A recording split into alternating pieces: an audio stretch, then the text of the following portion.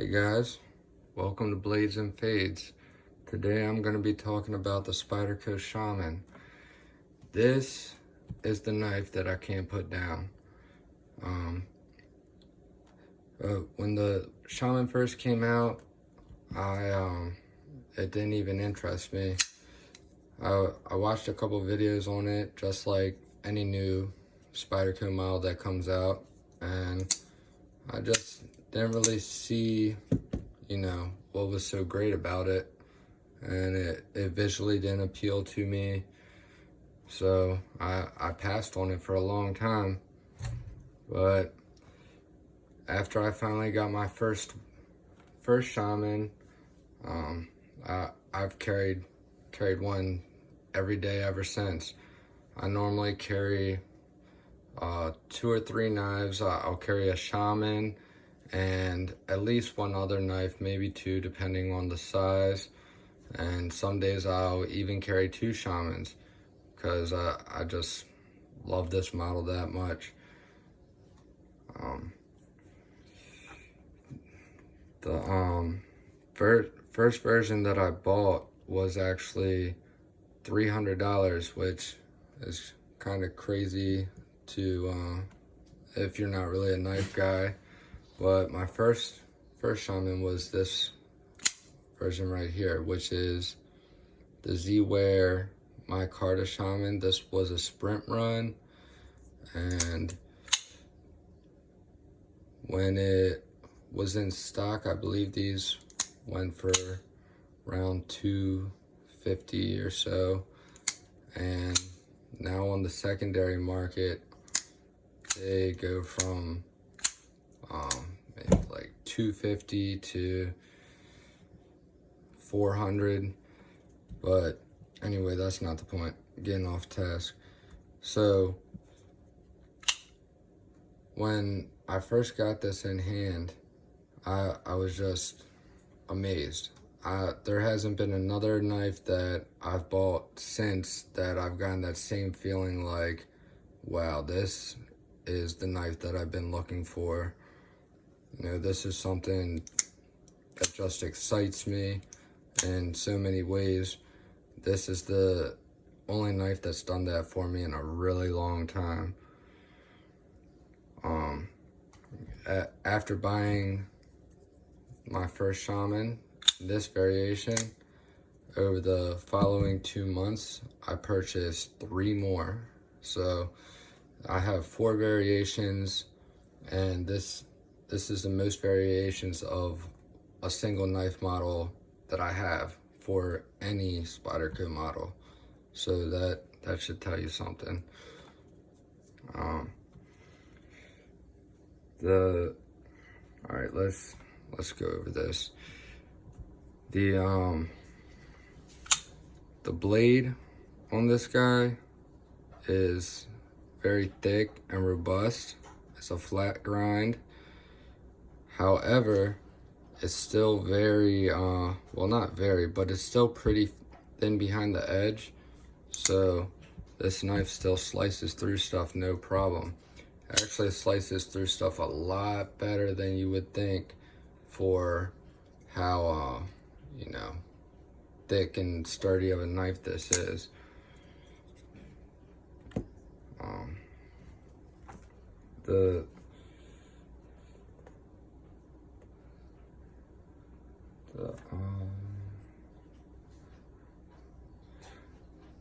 All right, so another great thing about the Shaman is it's very easy to work on.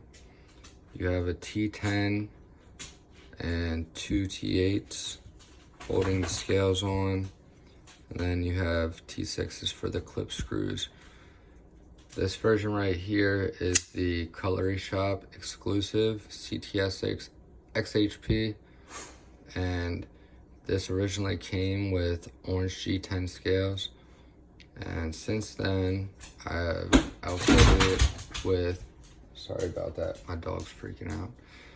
I've outfitted it with these really nice micarta scales from Serpent's Run Customs. Chris Burns at Serpent's Run Customs makes excellent scales. I was blown away when I got these in hand.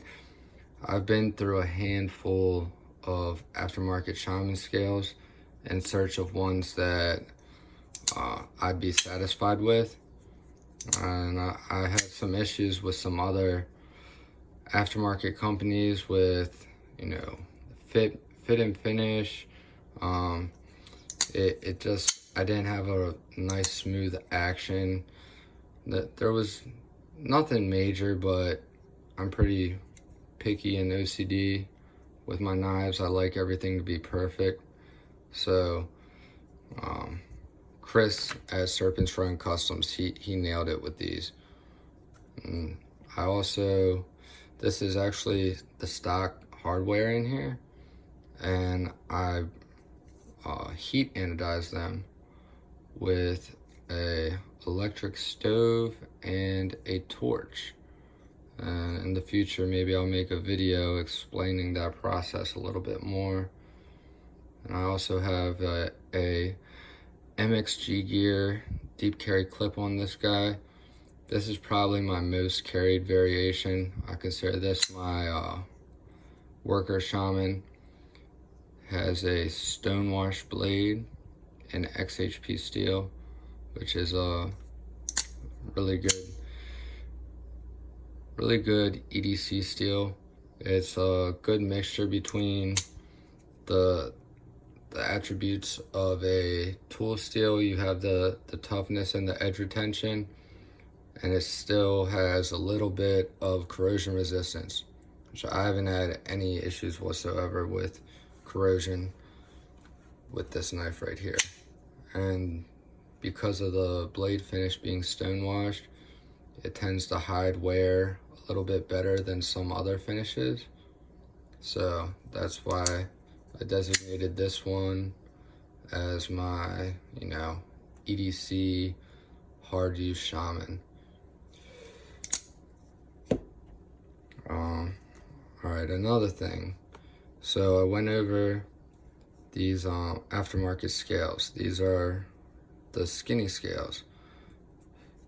Shaman stock configuration, this is how the stock scales look. It has this little hump in here. Now the ergonomics on this are absolutely amazing. There's no hot spots. It molds to your hand. It feels like everything a knife should be. So the stock scales are good to go. However, the skinny variation, it's also just amazing. It's really hard to choose between the two. I think the skinny variation looks better, but they both feel excellent. And unless you're using it for I don't know, like extremely hard use, I'd probably say the stock handle configuration might be a little bit better, because this hump in the middle kind of locks you in a little bit and helps keep the knife from being able to twist in your hand if you're, you know, pushing through something that's not easy to cut. So another option for customization with this that wouldn't cost you anything is you can skinny the stock G10 scales yourself. These are the Cutlery Shop orange scales that I dyed red, and I skinnied these myself using a file and some sandpaper, and just got it down to the profile that I liked. And I love this one too. This feels absolutely great. This one right here is the CPM Crewwear Knife Joker exclusive. This is a very rare version, highly sought after, excellent version. Crewwear is a great steel. You guys probably don't know this yet, but I'm really into blade steels. I like to, you know, test them out, compare them. You know, just, I think it's really cool seeing, you know, how different steels perform and compare to each other. This guy came with these dark green scales from the factory, but I had these sitting around after I put these micartas on my Cutlery Shop exclusive. And then over here, this one, the problem starter. This is an amazing variation, which is extremely it was extremely limited. There was only 300 of these when this exclusive dropped to be able to be sold to the public, and I was lucky enough to obtain one of these. This is completely stock, and I intend to keep it that way just because of the exclusivity of this, and quite honestly, it doesn't need any changes. The stock pocket clip on these works just fine, carries just fine. I do like how the MXG clips carry in pocket. I feel like it sits better in my pocket, but either way, the Shaman carries extremely well for a knife this size. Way better than you would ever expect it to. I mean, this is a little bit over a 5-ounce knife, and it definitely doesn't carry like a knife its size or weight. It, I guess, due to the contours and just the design of it, it kind of, you know, slips away into your pocket, and it doesn't bother me at all. Another Spyderco knife that I would say is similar size to this would be like a PM2 or a Manix 2. Now the PM2 is a little bit slimmer, thinner blade, also a very great knife. Probably my favorite until I discovered the Shaman. The Manix 2, however, it's a lot of people's favorite Spyderco model, but myself personally, I tried to love it and I couldn't. It just wasn't for me. I found that the Manix 2 does not carry well for me. It just feels overly heavy, and I mean, it locks into your hand good, but the ergos, there's hot spots. It's just not very impressive to me. There's not really many trade-offs, and it doesn't carry very well. Another great thing about the Shaman is the options for aftermarket parts. You have tons of companies that make scales for the Shaman, clips, titanium hardware. You know, you can get anodized in different colors, back spacers, so on and so forth. Another great thing about this, if fidget factor is important to you, you have the compression lock and the trademark Spyderco hole for deployment, so you can reverse flick, thumb flick.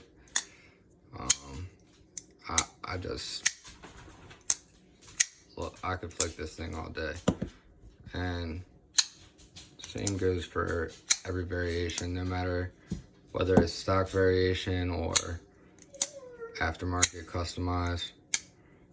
They're all great.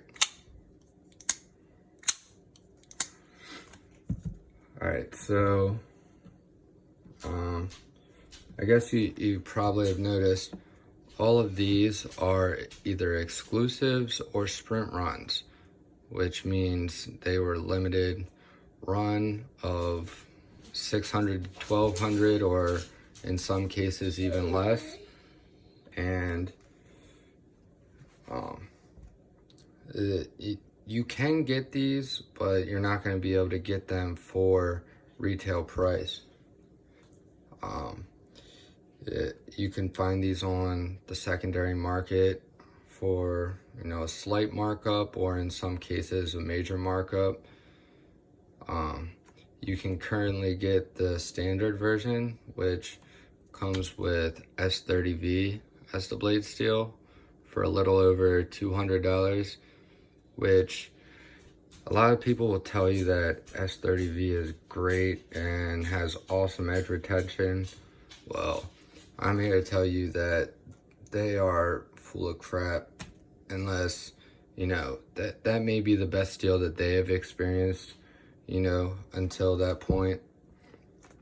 But I've experimented with, I don't know, maybe 10, 15, 20 different blade steels that are all considered, you know, super steels for today's standards as far as knives go. And S30V just doesn't cut it for me.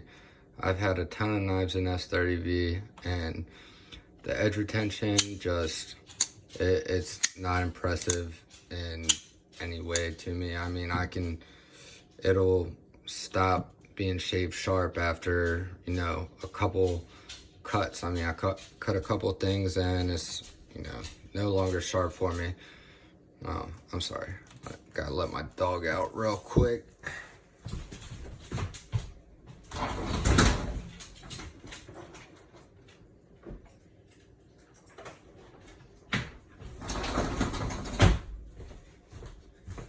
Sorry about that.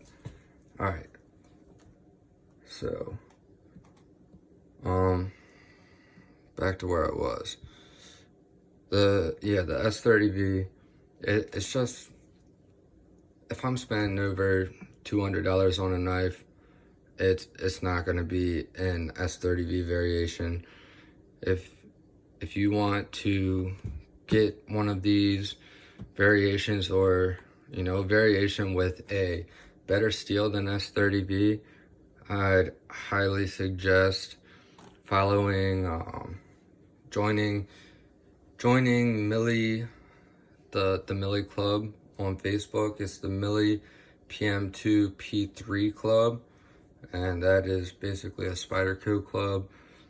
And you can get the latest information and updates on exclusive drops, and that's what I do to know when these things are dropping, so I have a chance to get these for a reasonable price, and, you know, have shamans with super steels that are actually enjoyable to carry and, you know, perform the way that they should for, you know, the price that these knives cost. I mean, I haven't had to sharpen one of these since I bought them. After, you know, maybe once a week, if I, you know, carry a specific one a couple days that week and, you know, cut a handful of things, at the end of the week, I'll just take it to the strop, a couple passes on each side, and it will be literally as sharp as the day that I got it. And I mean, I don't know about hair willing, but it will, you know, shave no problem. It'll slice through anything. So that's a major thing, a major benefit to some of these steels as compared to S30V. I just have never been able to have that same experience, and it's really a bummer when you spend that kind of money on a knife and you use it on a couple little things, not even hard tasks. You know, you might cut up a couple boxes or something, and then next thing you know, it just feels extremely dull, and that just, I don't know, maybe I'm too picky, but that just isn't acceptable to me. All right, so trying to see what all we covered. I have some talking points written over here because it's my first time putting together a formal video, so a little bit nervous and just trying to, you know, get this all figured out. I'm sure these will get much better with time and practice. Alright, so I went over the standard steel versus the steels for the exclusives.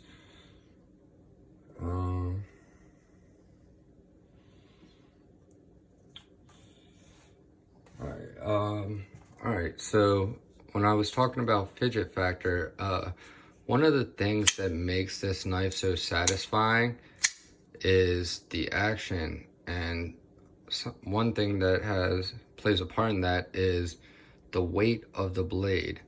So due to the weight of this blade, it deploys with authority, and that just, to me, that helps inspire confidence that this is a tough, badass knife that can just conquer any task whatsoever.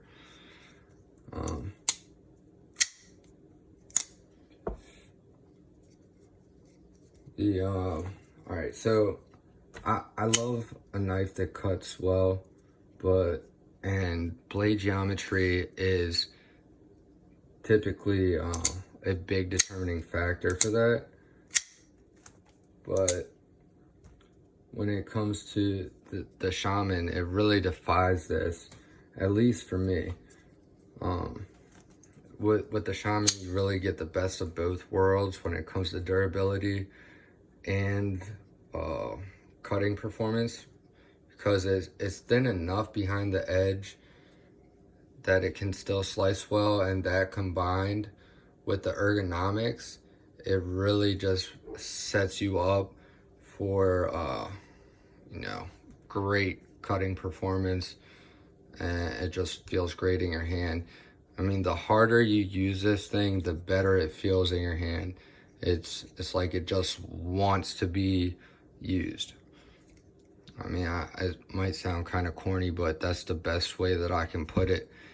I mean, this knife just, when it's in your hand and when you're using it, you will just, you know, fall more in love with this thing as time goes on. Let's get a little bit long here. All right, let me try to wrap this up. Trying to make sure there was nothing that I forgot here.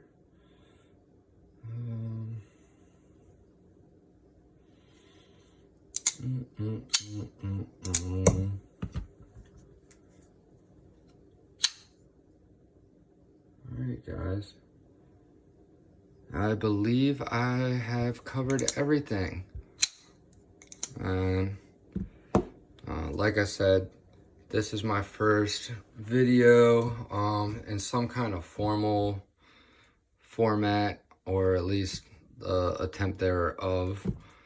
So you know, let me know what you guys think. Let me know any suggestions, anything that I can do you know, to improve this. And let me know what you would like to see in the future, what kind of things you'd like me to go into more detail about. And yeah, so that's it. Hope you guys enjoyed this, and stay tuned for the next one.